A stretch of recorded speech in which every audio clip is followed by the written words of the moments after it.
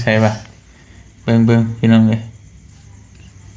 ร้านผู้หนึ่งผู้ชายน่ะร้านลุงเอื้อยนี่ว่าโอโลเนาะนี่เนาะ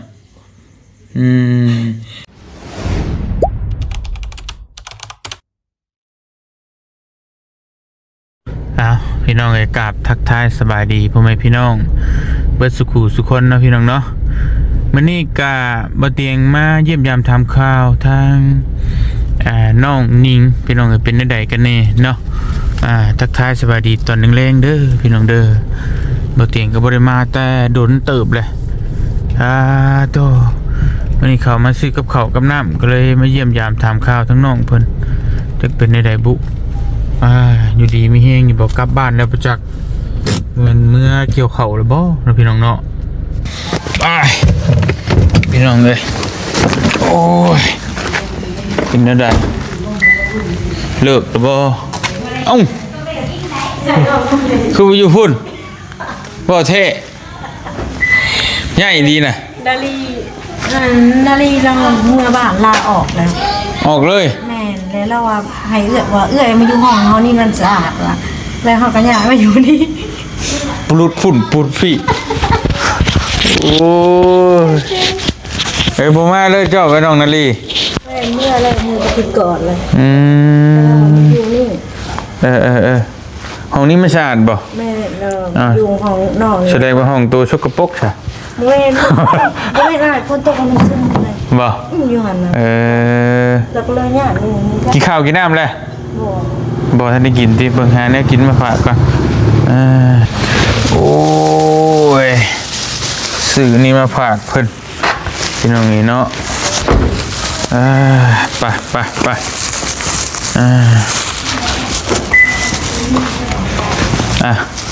จะกี่สื่อยังติงกะเด้อมาคนเดียวบ่แม่นอันนี้ฮะอันนี้ไอ้มีสรุปเป็นไงสรุปมาใส่กินแต่ขี้ต้มเอาก็เบิ่งก่อนนี่สภาพรถนี่ไอ้ลงมาซื้อเนี่ยกินได้ซื้อก็เลยมาแวะดินน้ำเป็นยังไอ้กลางอันนี้ว่ะฮะจะมีไฟเขาอยู่นี่อะไรกลางอันนี้ติงท่านได้ว่าผ่านมากติงท่านได้ว่าอย่างนะยังท่านได้ว่าอย่างนะมีแล้วนี่นะมีชื่อของความวันเกิดวันเดือน9นั่นแล้วก็เขาคอยกลางลองเบิ่งแล้วก็ทาแป้งแล้วก็ไอ้ใช่ชื่อของความวันเกิดไอ้ใช่ชื่อของความวันเกิดอยู่แล้วประเทศติงเห็นนะเฮ้ยแต่จะตัวติงนะบอยลีติงเห็นนะบ่ผู้นั้นไอ้ก็ชวนไอ้ตัวนะตัวติงนะเห็นไม่ใช่กระยานะเห็นอยู่นะคนหาก็เช่าเป็นขัดเขาบริโภคสีมันเตอลอยกระทงมันวะมีตัวดูยังความลับมันไม่มีในโลกบอกว่าเนี่ยลืมเสียงหายกับบริวารยังโตบอกหายอยู่กับบริวารยังเนาะชิเมื่อไดยังคอยนี่แหละชิเมื่อคอยบอกว่าชิเมื่อหึงบ่ได้บอกคันแวนวันที่เงินเดือนออกวันที่5คันโมเมนต์วันที่6กับวันที่7เมื่อเหียงเมื่อเกี่ยวข้าวท่านได้แล้วปัจจุบันนี่เขายังบ่ได้เกี่ยวแต่ชุกแล้วคนกระตกอยู่บ้านบ่ฮู้ว่ายันทิศหน้าเขาเกี่ยวกับข้าวลงก้อนปัดขึ้นมาแล้วก็เกี่ยวน้ำลายบ่ได้มีหูเกี่ยวใช่ป่ะ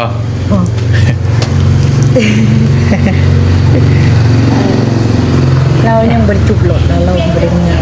บริจุบหลดนี่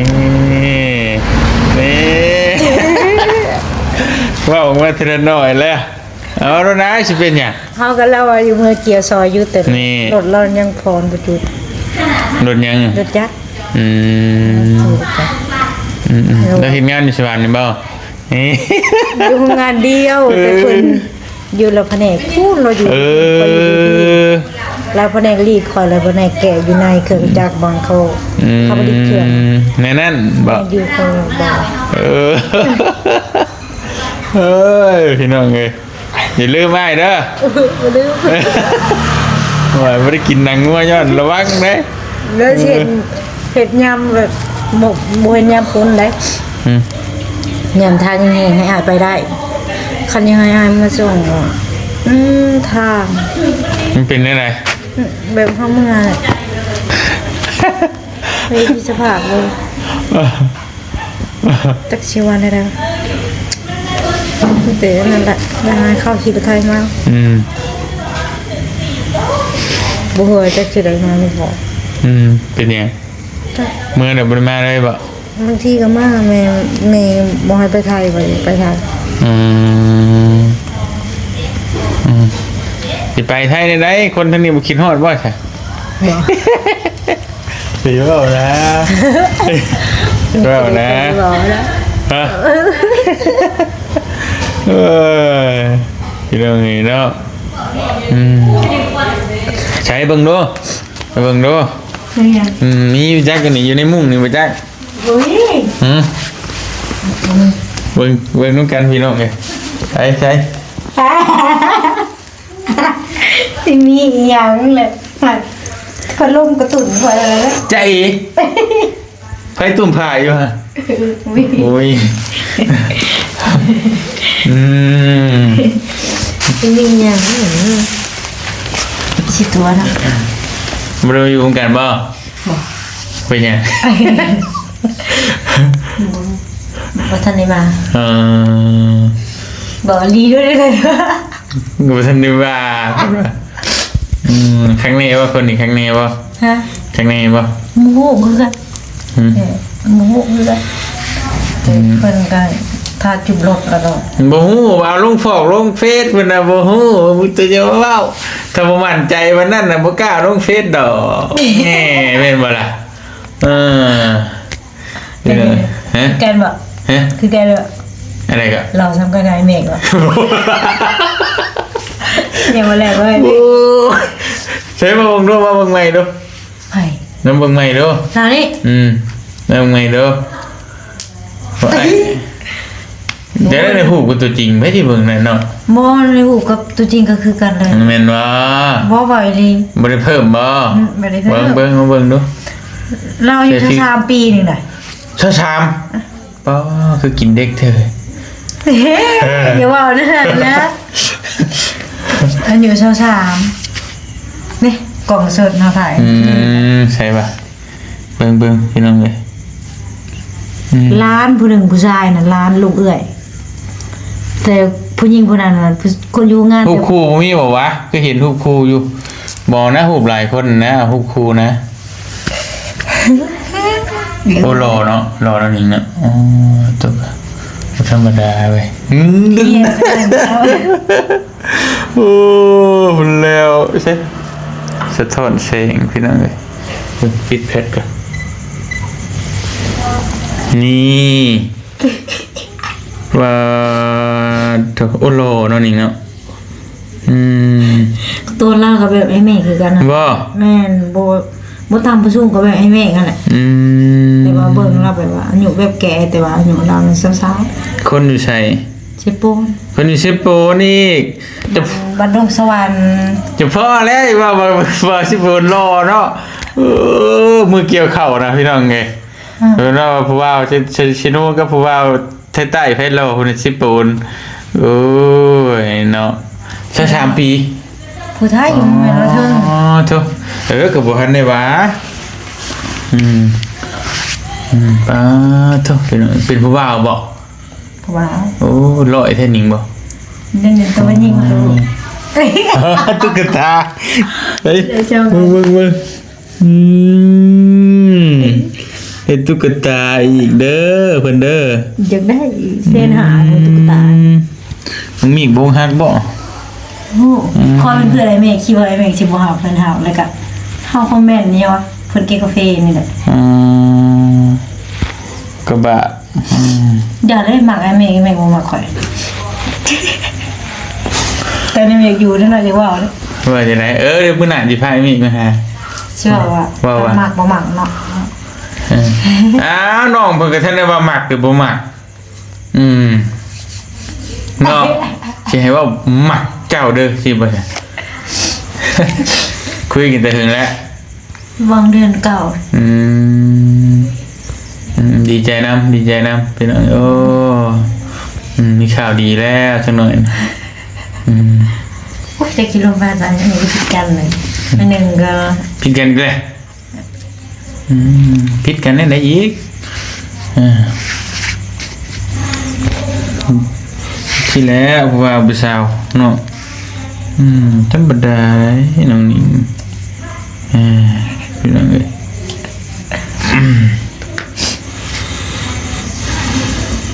มาแต่บ้านไอ้เมฆบอก แม่นหากมาแต่ใต้2-3 มื้อเนี่ยก็ได้เป็นไข้พักพรหากดุกได้เขาเป็นไข่มันเป็นวัดทางกระซ้ำอันเป็นคือกันเบิดเนาะหมดอยู่งานจนมีแต่โผเป็นวัดหมดเป็นวัดไม่หมดสิ่งเลยหมดเลยคือแพงที่ซองอะไรเนี่ยนะกินแต่นี่บ่เซายาทิฟฟี่ที่กินฉลาดมันแก้ไขเคี้ยวมาหรอซื้อแพงเดียวเลยแบบจะยังแบบเขยาเนี่ยว่าอยากกินอะไรไข่ใจบ่ใจแล้วติโหเลยไข่ใจเป็นดิกเซนหาอยู่แต่มีตัวอูตลอดเลยแบบคายน้ำลิ้นเช็ดหายไปเช็ดหายนี่แม่นดอกบ่ได้เกี่ยวโอ้ยดิมอถ้าสาวน้ำมาถ้าสาวเฮาก็บ่ได้ลิ้นมีแม่เปล่ามันคุยทางอื่นเลยก็ลืมออกลืมอ้ายในนั่นแหละคนเฮาแม่นนั่นน่ะได้คุยทางอื่นเลยก็เด้อเคยฮักเจ้าเด้ออย่าเราบ่เห็นน้องหน้าองหน้าอ้ายนี่ลืมเบิดงานเล่นง่ายด้วยบ่เป็นหยังเนาะบ่ได้ลืมดอกให้สิไปลืมบ่ได้ดอกยังกินอะไรเมฆมึงยังกินอะไรเมฆจะว่าอะไรแล้วเบิ่งคลิปอยู่จะได้โดนตบได้โตน่ะโตนี่คือมันลายใจแท้ว่าได้หั่นเห็นนะน้อยกว่าน้องเมฆได้หั่นไอ้เมฆชั้น4ใช่มั้ยเจ้า6วันนี้ชั้น3บ่ก็โตแล้วใหญ่กว่าไอ้เมฆอีกไอ้เมฆเนี่ยก็โตสูงแต่ว่าเช็ดปีกหูไปร้อยเท่านิงบ่ไอ้เมฆนะเบิ่งก็โตนั่นคือว่าอยู่นอกแต่เป็นอายุสูงลาพัดเบิ่งคนแก่แต่ว่าอยู่นอกแล้วค่อยงงเบิ่งนะบัดเราก็อายุซ่าๆมาเบิ่งคือแก่ใช่บ่แม่นเบิ่งหน้าเราเนาะแต่ว่าเราอยู่นอก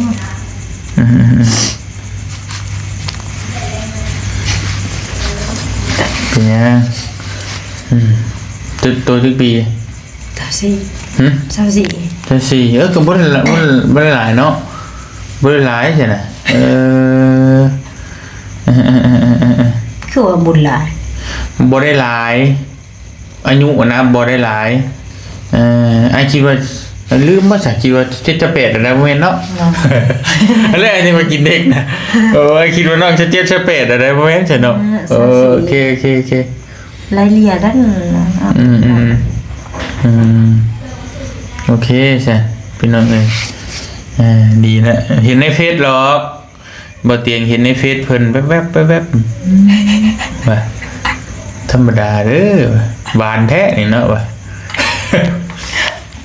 พอแล้วมื้อนั้นเผาอยู่ลุกลี้ลุกลนอยู่ที่ไหนเด้นี่ว่าบ่เตียงมาหามื้อเพิ่นจะไปลอยกระทงกันเลยมื้อน้องสิไปลอยกระทงกันเลยบ่แม่นมื้อลอยกระทงโอ้ยมาปุ้งปีมาปุ้งก็ยาแต่ว่ามื้อนั้นนี่มื้อนั้นบ่ได้เห็นบ่มื้อนั้นบ่เห็นมื้อที่2จะเราก็รู้บางมือน้องว่าสิมีน้องมาแต่พลานบ่มาสู่บ่แม่นบ่มื้อนั้นญี่ปุ่นเรามาหาผัวเราอาจารย์ตัวมือเฮาส่งเสาอ้อยนะ แต่บ่ได้แม่นบ่นั่น แม่นเราเจอกันหลับกัน ไหนก็มื้อนั้นตัว แม่น แหน่ เจอร้านแล้วก็พวกเราเนี่ยแล้วก็เราก็มา ก็นั่นแหละแหน่ก็มื้อนั้นน่ะตัวอยู่เถียงติงก็ว่าไอ้ก็ว่าหาว่านั่นบอกว่าก็นี่สิเป็นลอยกระทงไปน้ำนอกมันนั่นเด้อไปเห็นอยู่บุญเด้เนาะสิ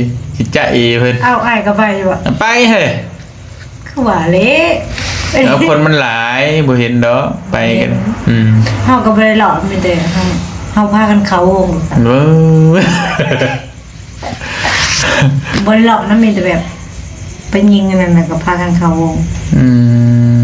เข้าพี่มือที่ชองพี่เป็นเข้า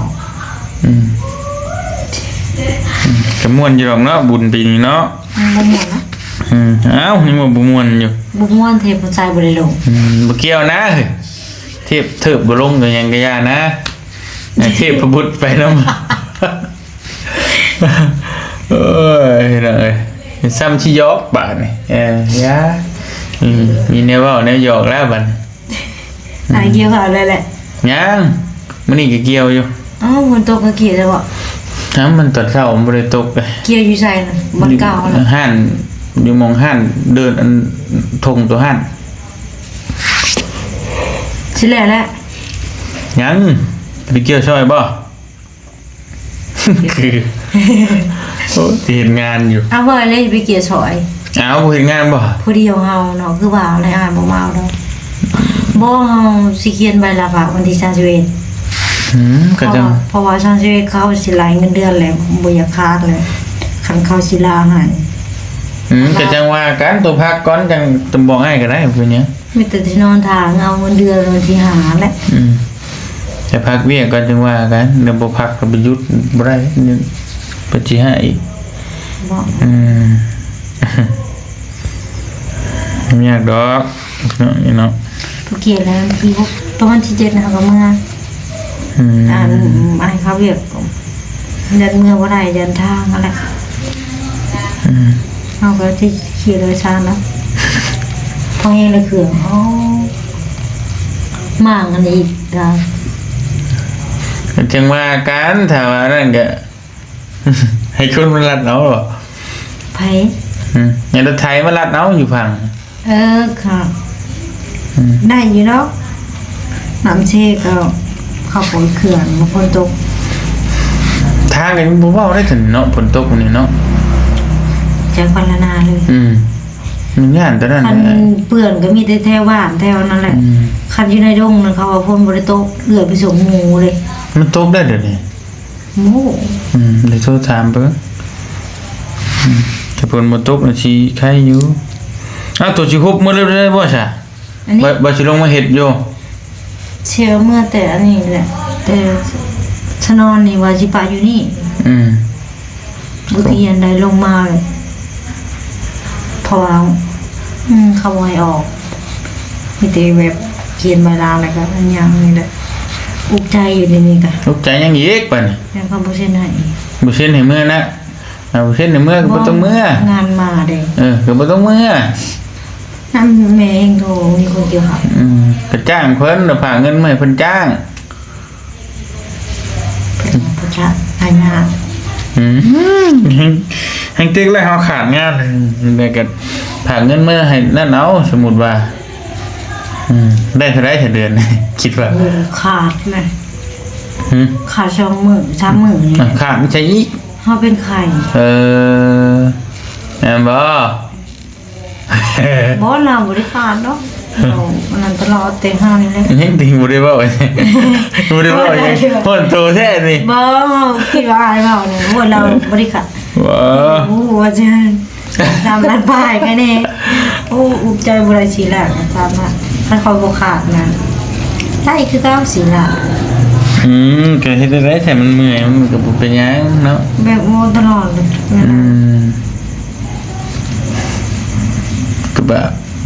เพิ่นฝากเงินมาให้เพิ่นจ้างไว้ว่าโอเคกว่าแม่นอยู่เฮาเมืองมันก็มันขาดเท่านี้แหละมันอีเพื่อเที่ยวไปเที่ยวมาอีกลำบากโอ้ว่าไง นั่นแหละโทรให้เมื่อย ก็ได้อยู่ มีแต่3คน1เกี่ยวขาว3ทุกข่อยนี่แหละ อืม ร้านน้อยๆชุมพวนั่นก็บางทีเขาก็คาดโรงเรียนตะแรงเขาตอนเช้าเขาก็มาเกี่ยวชอตอนเช้าบางเรียนตะแรงมาเกี่ยวเขา ลายนี่บ่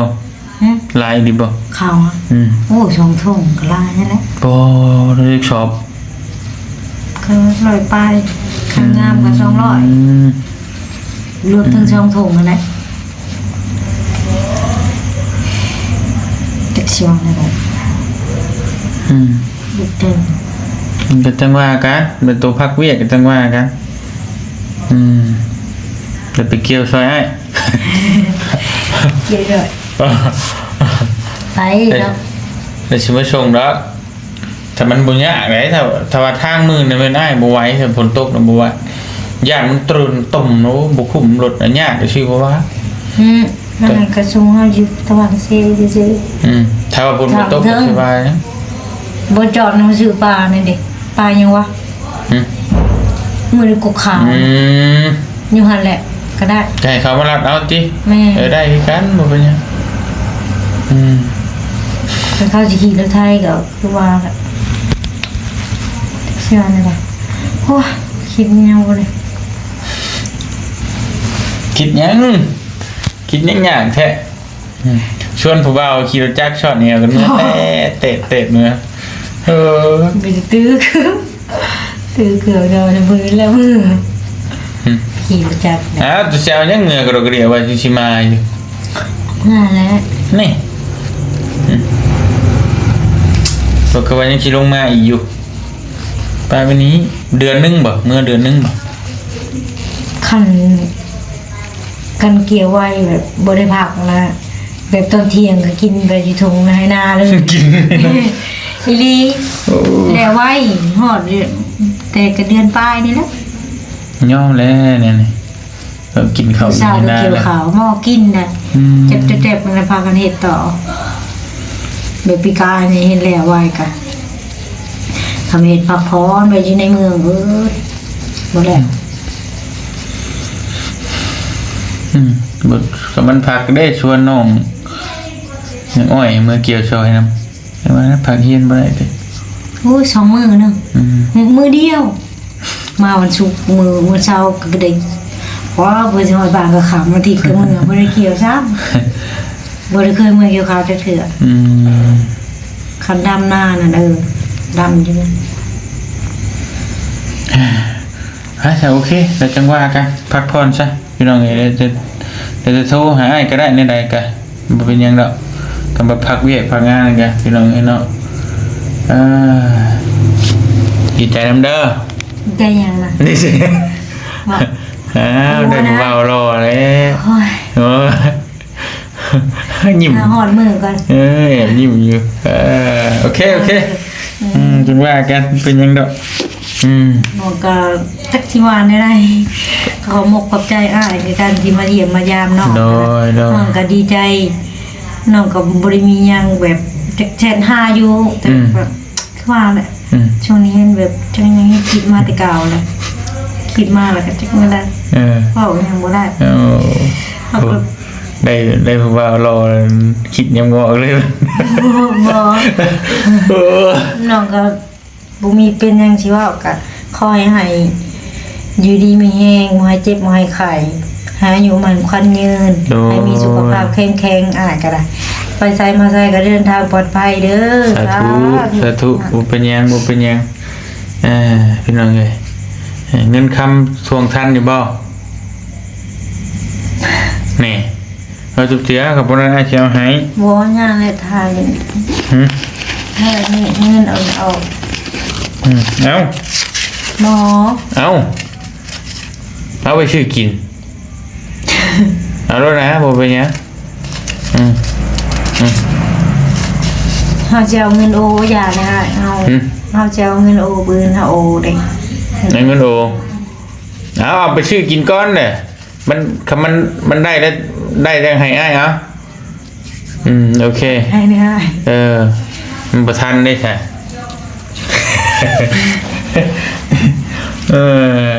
เป็นยังดอกให้น้องนี่เนาะยังเหลือ2,000 เงินยัง2,000กีบนะเออ เฮาทางเงินโอเฮาโอเฮาซื้อกินมีแต่เอาเงินโอ เงินโอนะมันออกได้ทุกมื้อที่บ่ได้ว่าซั่นน่ะ ฮอด5มื้อนี่แหละมื้ออื่นได้มื้อที่6 บ่เป็นหยังซื้อกินเนาะแล้วก็จังว่ากันแล้วจะไปเกี่ยวข้าวแทนอ้ายก็ได้ เอามื้อนั้นตัวจังบ่เอาเงินสิเป็นหยัง ข้าวได้ซะยังได้ข้าวนาลีเอาให้เครื่องนั่นแหละแล้วมันเมื่อแล้วมันเอาให้พอที่ให้ยังบ่ให้ก็กินสงสารบ่ง่ายๆนี่ได้กินข้าวแล้วข้าวหานี่เพิ่มข้าว โอเคไปในใดก็โทรหาเด้อไอ้เมื่อก่อนมันดึกได้อยู่ดีมีแฮงสู้ดีใจนำ ไปพี่น้องเอ้ยบ่เตียงขอตัวเดินทางกลับก่อนจะได้ก็ขอกำมกขอบใจพ่อแม่พี่น้องเบิดสุขุทุกคนที่ติดตามแล้วก็ฮักแพงอยู่ดีมีแฮงเบิดสุขุทุกคนโอ้พี่น้องเอ้ยเนาะดีใจน้ำน้องเพิ่นเห็นน้องเพิ่นมีข่าวดี เดี๋ยวถ้าฟังน้ำกันต่อไปในใดกันจังว่ากันนะพี่น้องเนาะอยู่ดีมีแฮงเบิดสุขุทุกคนสบายดีเด้อพี่น้องเด้อ